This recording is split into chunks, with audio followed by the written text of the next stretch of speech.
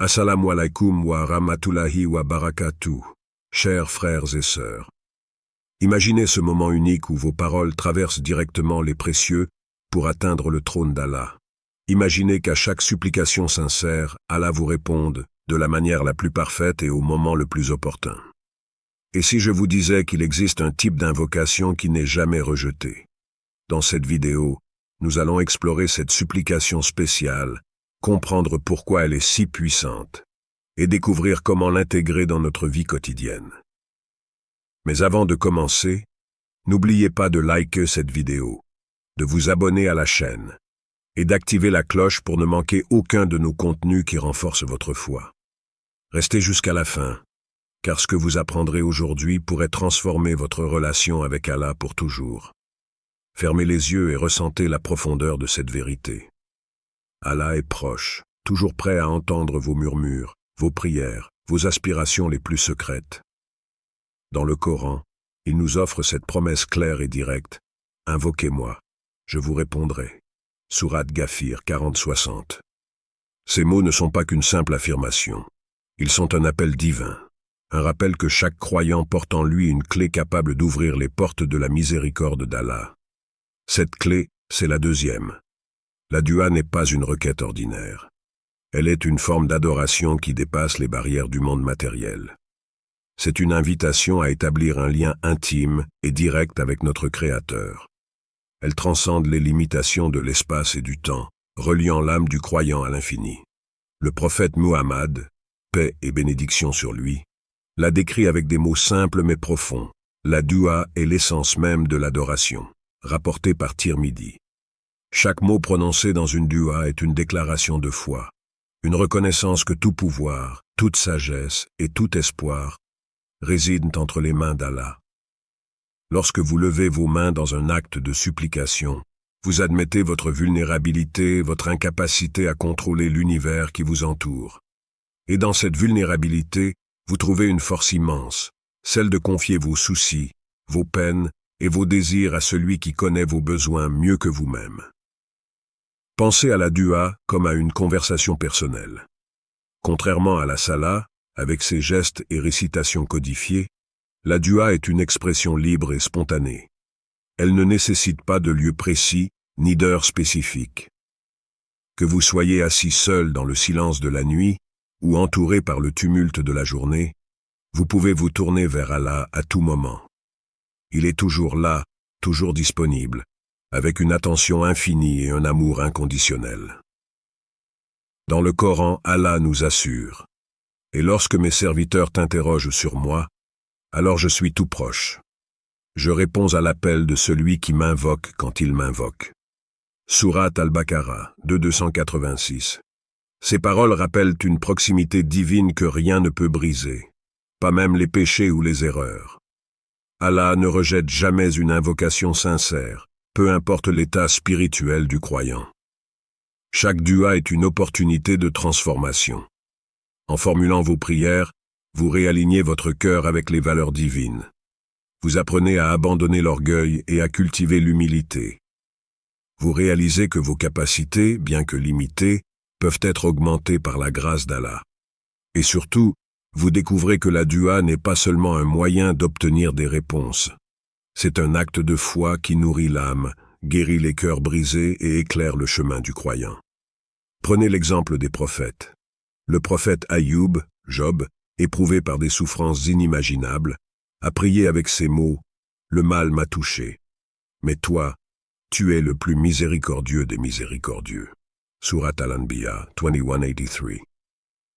Sa supplication n'était pas un cri de désespoir, mais une déclaration d'espoir et de confiance.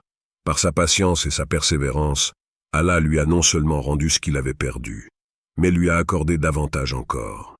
La dua n'est pas limitée à demander des biens mondains ou des solutions immédiates à nos problèmes. Elle est une manière de glorifier Allah, de l'aimer et de lui exprimer notre gratitude. Lorsque vous le louez dans vos invocations, vous êtes déjà exaucé, car le souvenir d'Allah purifie votre cœur et apaise vos angoisses. Comme l'a dit Ibn al-Qayyim, la dua est un remède pour tous les maux. Elle est l'arme du croyant et le pilier de sa foi. Ces mots résument la nature multidimensionnelle de la dua. Elle ne guérit pas seulement le corps, mais surtout l'âme. Elle renforce la foi et protège l'individu contre le désespoir. Un des pièges les plus dangereux de la vie spirituelle. Ainsi, chaque mot que vous prononcez dans une dua est un acte de reliance, une affirmation de votre engagement envers Allah, et une déclaration que vous choisissez l'espoir, la foi et la persévérance, au lieu du doute et de la peur. Lorsque le prophète Muhammad, paix sur lui, a dit « Votre Seigneur est pudique et généreux.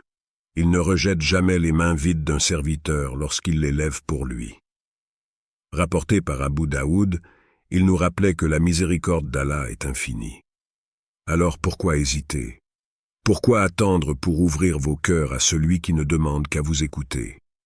Il y a des instants dans la vie où l'âme, alourdie par le poids des épreuves, trouve une lumière divine qui ne faillit jamais. La promesse qu'Allah répond aux invocations sincères. Parmi ces supplications se trouvent des duas si puissantes, si imprégnées de justice, d'amour ou de foi, qu'Allah, dans sa miséricorde infinie, les exauce sans voile. Ces invocations transcendent le quotidien pour révéler une connexion unique entre le croyant et son Créateur.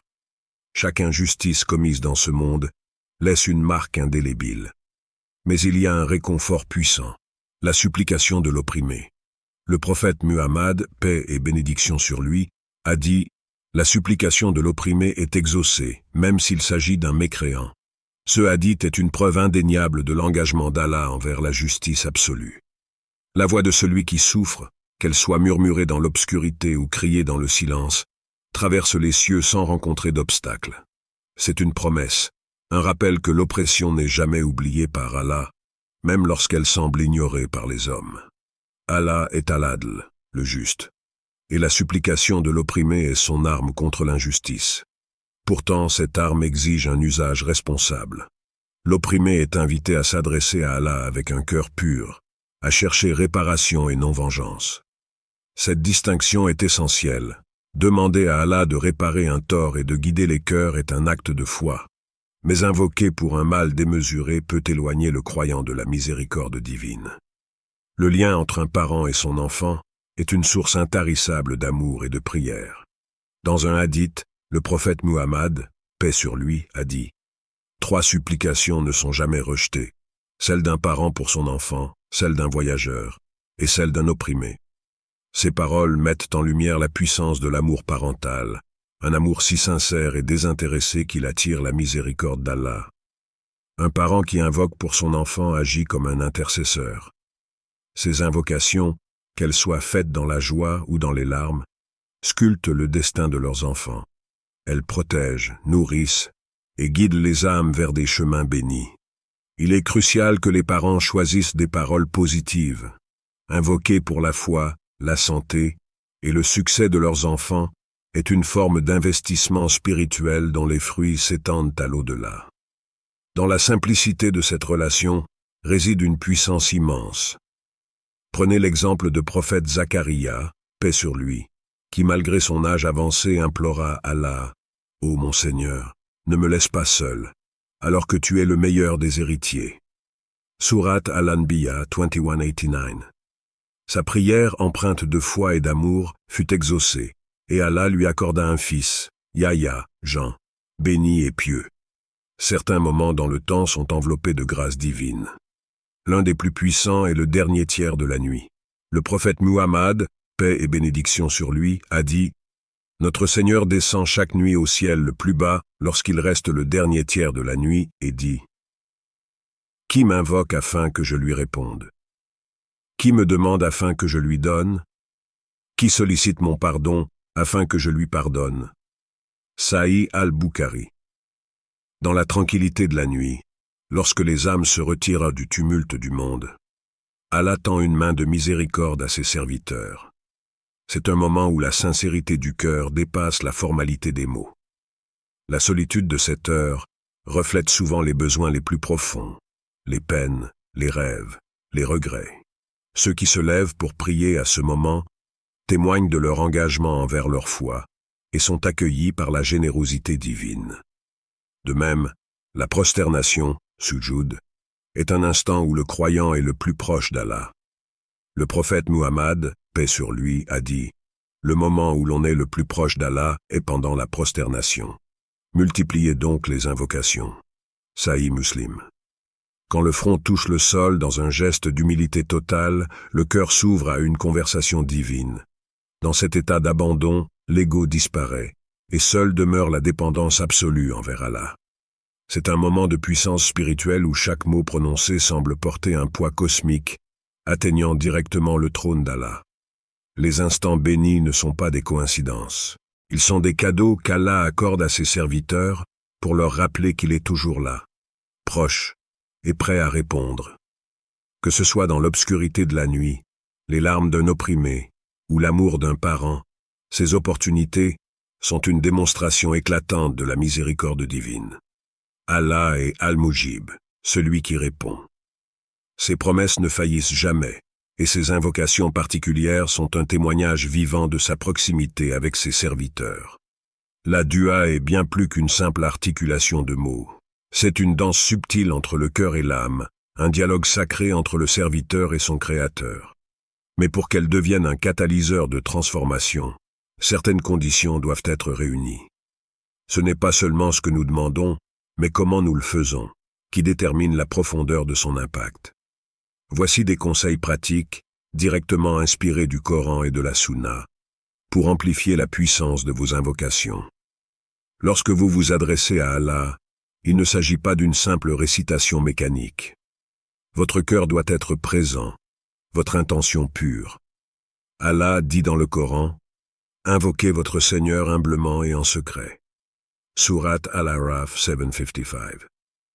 Imaginez-vous seul dans une pièce, loin des regards, où seuls vos mots comptent.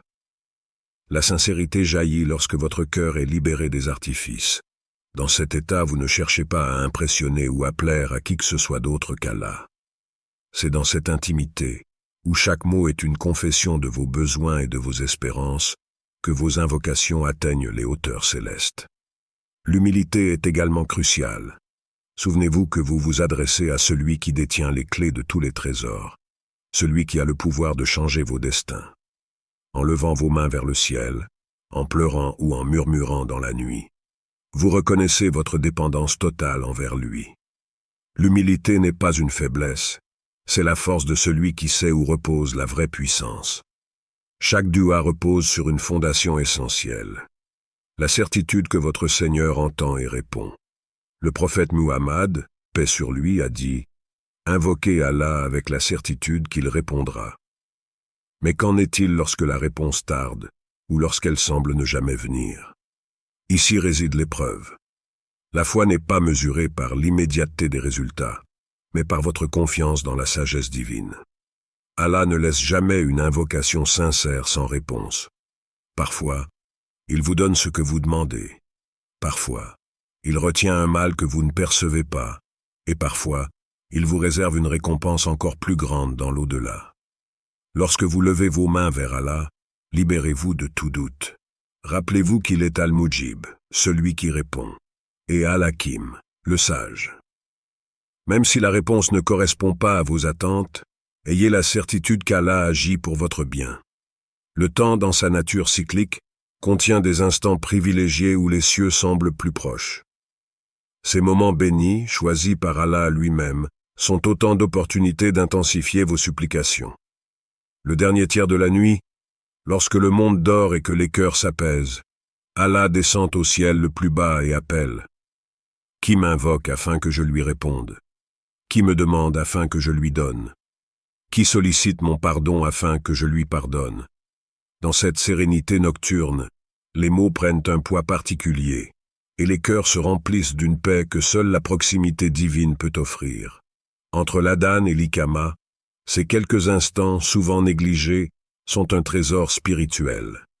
Le prophète Muhammad, paix sur lui, a dit « L'invocation faite entre l'Adhan et l'Iqama n'est jamais rejetée. » Sunan Abu Daoud. Pendant ce laps de temps, votre cœur est en transition, se préparant à rencontrer Allah dans la prière. Faites de ces moments une habitude pour exprimer vos plus grands besoins. Le jour de Jumu'ah. Chaque vendredi contient une heure spécifique où toute invocation est acceptée. Bien que cette heure exacte soit discutée, Beaucoup d'érudits estiment qu'elle se situe dans l'heure avant le Maghrib. Multipliez vos invocations ce jour-là, car elles sont enveloppées de bénédictions. Pendant le jeûne, surtout à l'iftar, au moment où vous rompez votre jeûne, après une journée d'obéissance et de patience, Allah honore votre sacrifice. C'est un moment où vos prières trouvent une voie directe vers sa miséricorde. Avant de demander, commencez par remercier. Louez Allah pour les bénédictions que vous possédez déjà, votre santé, votre foi, vos proches. Lorsque vous exprimez votre gratitude, vous préparez votre cœur à recevoir davantage. Allah dit dans le Coran, « Si vous êtes reconnaissant, je vous accorderai davantage. » Sourate Ibrahim 14:7. Incluez dans votre dua des louanges comme celles enseignées par le prophète Muhammad, paix sur lui. Ô Allah, je te loue pour tout ce que tu m'as donné, et je te remercie pour tes innombrables bienfaits. Une telle approche non seulement renforce votre lien avec Allah, mais montre également que vous ne prenez rien pour acquis. En appliquant ces conseils, vous élevez vos invocations au-delà des mots pour en faire des actes de foi, de gratitude et de transformation. Lorsque vous vous tenez devant Allah avec sincérité, humilité et foi, vous ne vous contentez pas de demander. Vous ouvrez votre cœur à la promesse divine, confiant que chaque supplication trouve sa réponse dans la sagesse et l'amour infini de votre Créateur. Partage ta réponse dans les commentaires et n'oublie pas de liker et de t'abonner à notre chaîne Perspective du Coran. Qu'Allah vous accorde la baraka dans chaque aspect de votre vie.